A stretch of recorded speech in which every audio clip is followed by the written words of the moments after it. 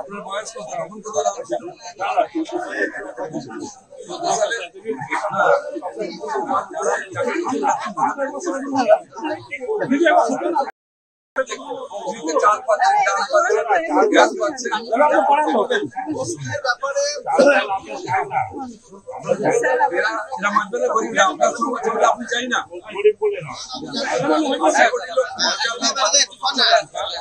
রেলের যে সিনিয়র সিটিজেনটা আমরা যেটা কনসেশনটা পাচ্ছিলাম ওইটা তুলে দিলেন কেন?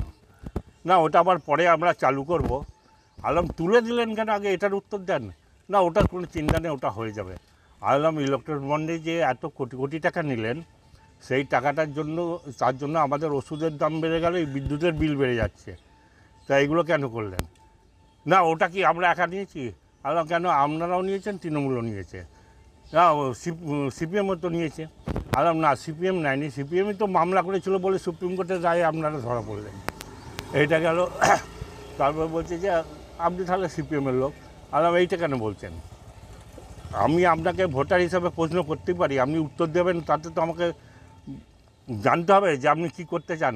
তারপর কর্মসংস্থান কী করেছেন? কর্মসংস্থান তো কিচ্ছু করেননি। যে এই যে ছেলেমেয়েরা রয়েছে এরা সব হাজারের ছেলেমেয়ে, এরা সব বেকার। যেমন আমার মেয়ে, তাকে মাস্টার ডিগ্রি করিয়েছি, তাকে 500 টাকা লক্ষ্মী ভাণ্ডার দিচ্ছে, সে প্রত্যাখ্যান করেছে।